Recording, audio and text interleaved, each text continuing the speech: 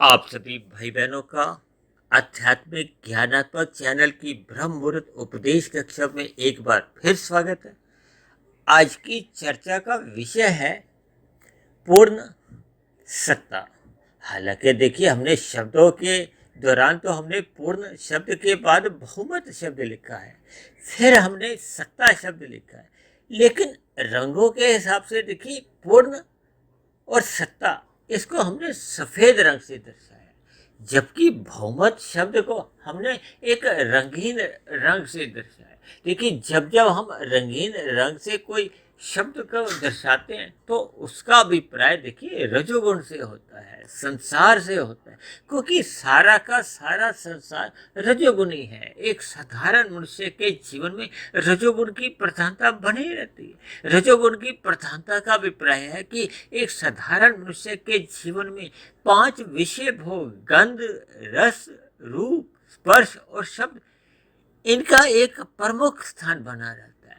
जब जब मनुष्य के जीवन में ये स्थूल शरीर के स्तर पर जो 5 विषय भोग हैं, इनको वो मर्यादा से अधिक प्रमुखता देता है, तब तब उसके जीवन में कहो, उसके कर्मों में कभी रजोगुण की प्रधानता होती है, कभी तमोगुण की भी प्रधानता आ जाती है। रजोगुण की प्रधानता का अभिप्राय है कि जब जब हम धर्मानुसार अपने क्रिया द्वारा, अपने कर्म द्वारा अपने सुख को तो सुनिश्चित कर लेते हैं, लेकिन प्रकृति के अन्य मनुष्यों को व अन्य जीवों को पीड़ा नहीं देते, दुख नहीं देते।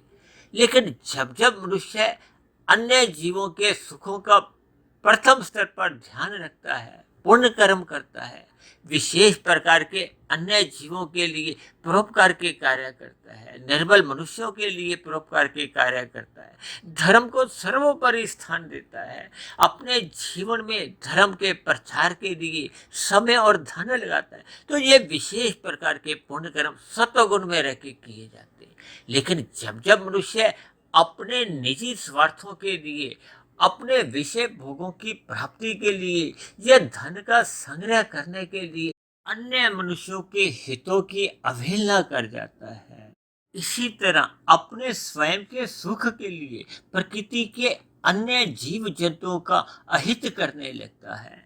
ऐसी सभी स्थितियां सभी मनुष्यों के जो व्यक्तिगत कर्माशय हैं, पाप पुण्य कर्मों का जो लेखा जोखा है, उनमें फिर पाप कर्मों का कर्माशय बढ़ने लगता है। देखिए, मनुष्य योनि तभी मिलती है जब संचित कर्मों में पाप और पुण्य कर्मों की कम से कम तुल्यता रहती है, जब पुण्य कर्मों की अधिकता रहती है। जब जब आपके हमारे संचित कर्मों में पाप कर्मों की अधिकता बढ़ जाती है, तब ऐसी स्थिति में मनुष्य को मरने के बाद पुनः मनुष्य योनि की प्राप्ति नहीं होती, क्योंकि ऐसा माना जाता है कि सत्संग के अभाव में या सतोगुण की न्यूनता होने के कारण मनुष्य में रजोगुण या तमोगुण की ही प्रधानता बनी रहती है।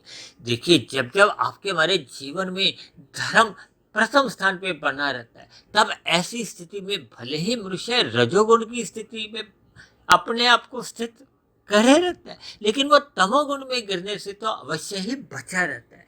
लेकिन जब जब मनुष्य में सतोगुण का अभाव होने लगता है, परमात्मा से उसकी विमुखता बनने लगती है, ब्रह्म मुहूर्त का संग होता नहीं है, तब ऐसी स्थिति में एक साधारण मनुष्य के जीवन में व्यक्तिगत सुख लाभ या पारिवारिक स्तर के सुख लाभ को ही अधिक प्रमुखता दी जाती है।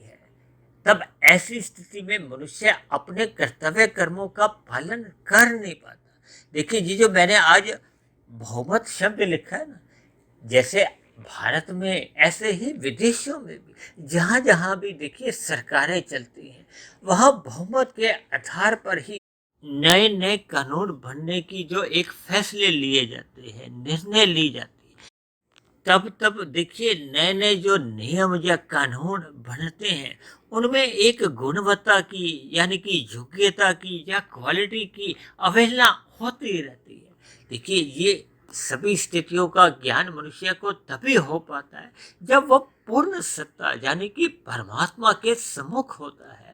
क्योंकि हम सभी मनुष्य अल्पज्ञ माने जाते हैं। परमात्मा ही सर्वज्ञ माना जाता है। संपूर्णता का पहला नाम परमात्मा माना जाता है। हमें प्रभु को पाकर या प्रभु की सम्मुखता पाकर ही हम अपने मिले हुए जीवन में पूर्ण हो सकते हैं। पूर्ण स्थितियों को पाकर ही हम एक न्याय संगत स्थितियां उत्पन्न कर सकते हैं, जिसमें सभी मनुष्यों का ही नहीं, प्रकृति के अन्य सभी जीव जंतुओं का भी कल्याण होता है।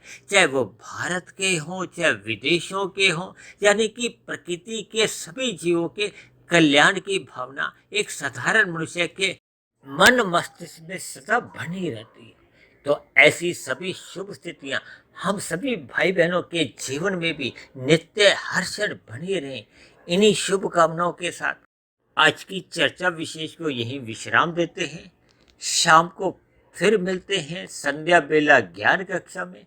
तब तक अपने आध्यात्मिक मित्र सुधीर भाटिया फकीर को इजाजत दें। आप सभी भाई बहनों का बहुत बहुत धन्यवाद।